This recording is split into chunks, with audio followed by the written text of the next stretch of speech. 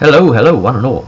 Now, in this video, I'm going to try and offer a little bit of help to the community and one viewer in particular who was very nice and contacted me, Yali89, who made an inquiry about wanting to start up Dragon Age and any advice for the problems of trying to get a group and that kind of thing. And really, you know, that as an RPG problem I hear time and time again. So it really does seem to be a universal issue, and those people that have regular gaming groups that they can rely on, you know, they perhaps end up taking those groups for granted because it isn't the norm to be able to find a group of people that are willing to commit those amount of hours to a pen and paper game, as opposed to some of the more immediate distractions that you might find in computer games and other pursuits and things, or just general procrastination on the internet.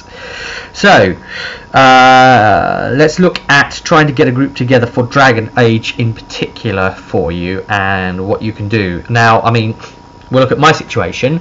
I was lucky enough that I already had that group in place, and I fancied tackling Dragon Age simply from the point of view of the mechanics. I wasn't very impressed with the game, really.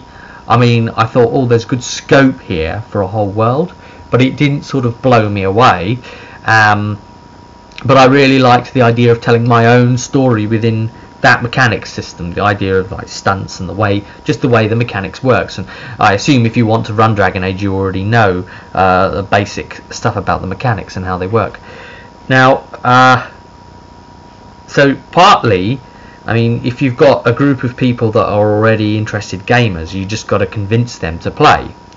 And one way you can get them interested is show them the clarity and simplicity of the rules is to either chuck them a pre-made character or just get them to roll a character. Everyone loves rolling characters. Everyone loves breathing life into something. Rolling them dice and seeing how it comes out after all, right? Getting them to roll a character and maybe trying something that I advised some time ago in the gaming talk, and that's some of the prequel one-on-one type storytelling, which can have combat elements type thing, and you know, it could be a lead up so that they get used to their character. If they do go on and play it, you know, they've got a bit of history with them and all this sort of dealy-do business. But you know, more importantly, they get used to the system. They think, oh yeah, do you know what, that's actually pretty cool as a system goes. Yeah, I'm down with that. So I mean, that's one thing you can do if you've got the group in place, or if they just like trust you. You know, so whoever wants to GM something, that's the game that everyone should play. You know, if you're the one that's coming along saying, well, I'm willing to GM this, and everyone else says, well, I want to play such and such, but I want you to GM it. Well, it's like, no, I want to GM this. You've got to go with the GM's energy is important first hand, right? If they want to play something else, then one of them need to GM the thing they want to play. After all, you know, you're not going to want to do it. Your heart's not going to be in it if you GM something that you don't want. So yeah, you know, looking at the problems of maybe people not wanting to play Dragon Age in the first place, and how you'd actually have to look at that and try and make a deal with people, you know, just to give it a go or whatever. Now, it's a different system, and a lot of people wouldn't have played this 3d6 stunts based Age system. It's pretty good. Nice to convert for, I've personally found.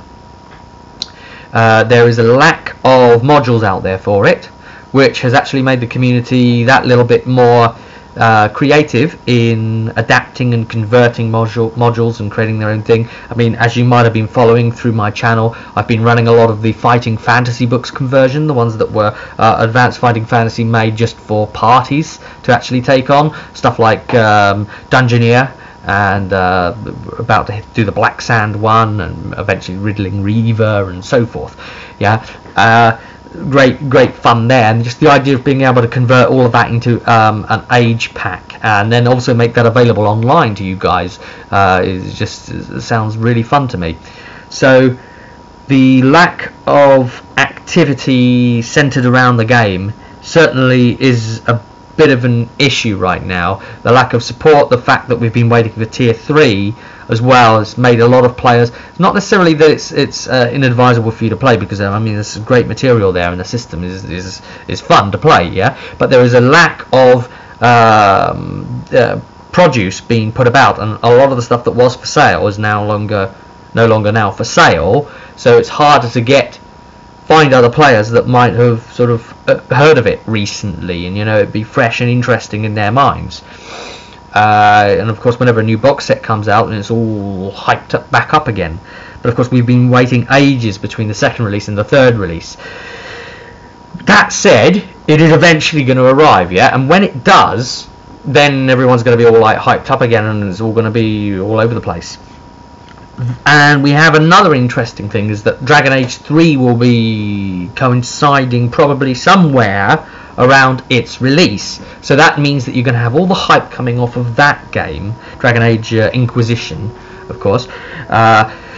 So that could help a little bit, like garnering people's interest. They want to take their experience from the game and take that further. So look at those elements. That's going to be your tools to use the way in. Another way you can do it is just literally ask about on the Dragon Age specific forum. They've changed forums, so don't get confused. They're now at the Ronin Army forum, link below, just for your convenience. And if you really are struggling getting a group together, you could try one of the online type things now. Roll20 is actually very doable as a campaign, kind of buggy, a lot of things that would be great if you could still do, a lot of like serious premium membership stuff that's not available to you, but it would be great if it was.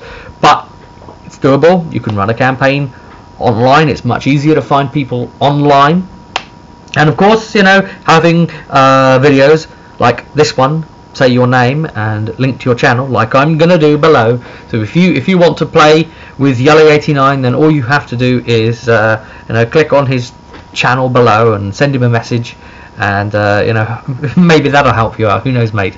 Right. So Roll20 is certainly advisable. We've been doing Dark Heresy Invasion on it. A group of people sort of like online who've never met in real life, and we get on just fine now, and I've got to know each other after loads of sessions and things. So that's the things to be mindful of and to look into. But I'm just sorry that there isn't a hard and fast rule in answer to that question. It's a universal problem.